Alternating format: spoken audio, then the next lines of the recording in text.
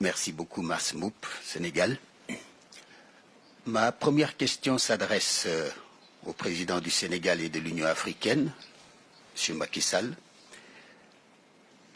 C'est une question qui peut paraître un peu décalée, mais je la pose quand même parce que tout Ouest africain et tout Sénégalais est susceptible de vous la poser. Ce sommet est une réussite, c'est vrai, mais néanmoins, il y a eu des absences.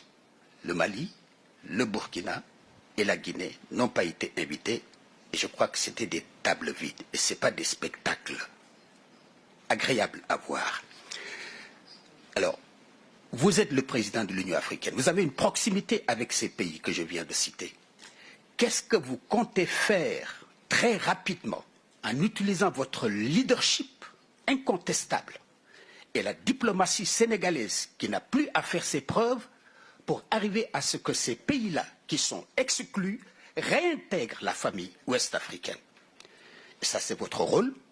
Vous devez y travailler et je pense que c'est la seule manière de réintégrer ces pays et de faire en sorte que les sanctions, aussi sévères soient-ils, puissent être aplanies. Ça, c'est ma première question qui est adressée à vous. Ma deuxième question s'adresse à M. Michel. C'est vrai, ce sommet a été très bien préparé et je pense qu'à partir de Bruxelles, nous avons vu l'engagement, l'effervescence et la visite de la présidente de la Commission à Dakar a été un temps fort.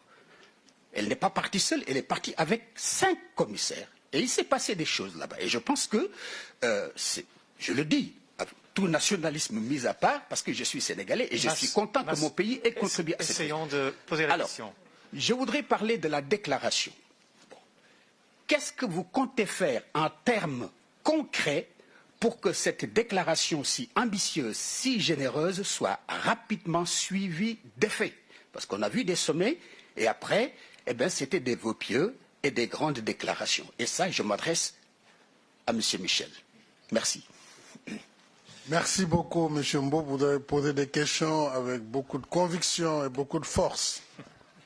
Alors, en ce qui concerne les chaises vides à ce sommet de Bruxelles, je dois vous rappeler que les chaises étaient déjà vides à Addis Abeba lors du sommet de l'Union africaine, puisque nous avons des règles.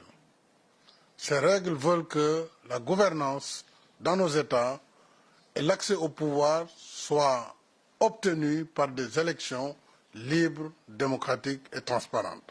Ça, c'est la charte africaine de la bonne gouvernance. Et c'est également la charte de la CEDEAO qui condamne tout accès au pouvoir par des méthodes anticonstitutionnelles. Et les règles veulent que chaque fois qu'il y ait un coup d'État ou une interruption inconstitutionnelle du pouvoir, le pays soit immédiatement suspendu.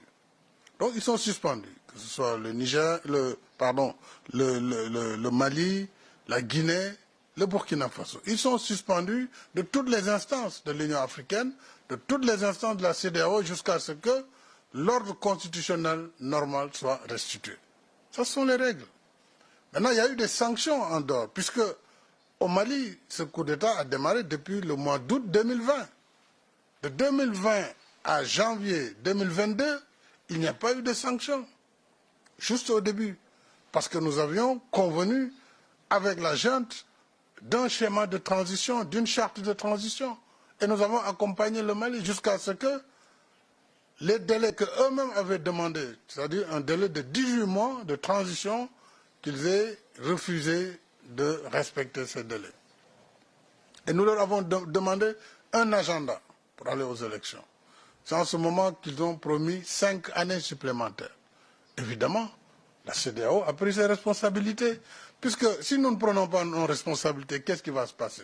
Tous les efforts que nous faisons ici, aux Nations Unies et ailleurs, vont être annulés, puisqu'on ne parlera plus de développement, on ne parlera plus de jeunesse, mais tous les pays seront déstabilisés par des gens qui ont des armes.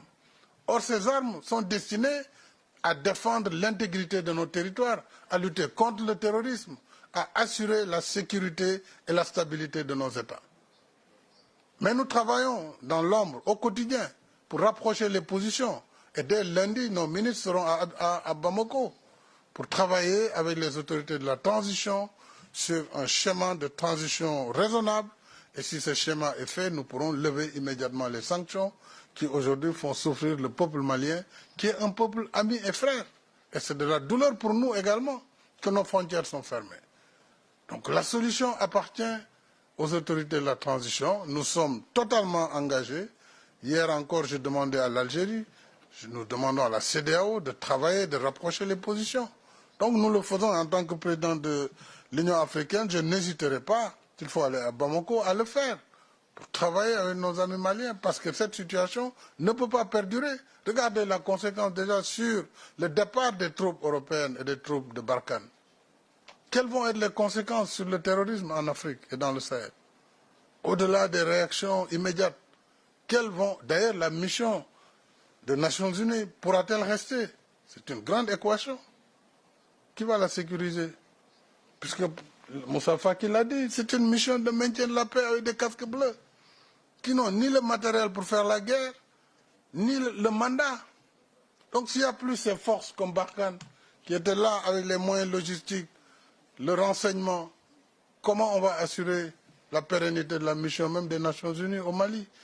Et s'il n'y a plus de force au Mali, comment la seule armée malienne peut assurer aujourd'hui la défense de son territoire, quelle que soit par ailleurs sa volonté? Donc il faut que nous voyions quand même les conséquences des actes qui sont posés et que nous essayions d'aider nos frères maliens, nos frères de Guinée, parce qu'après nous allons traiter aussi la Guinée et le Burkina. Mais aujourd'hui, le Mali étant le point de départ, il nous faut trouver un schéma pour appliquer les mêmes schémas avec nos amis guinéens et burkinabés. Vraiment, ce n'est pas étonnant donc que ces pays ne soient pas présents à Bruxelles. Mais nous espérons qu'ils vont revenir très bientôt dans le Conseil des Nations. Pourrais-je ajouter un mot dans ce sens? Oui. Je vais rappeler juste que toutes les décisions du Conseil paix et sécurité de l'Union africaine sont assorties d'un mandat au président de la Commission d'être toujours en contact avec les pays sous sanction.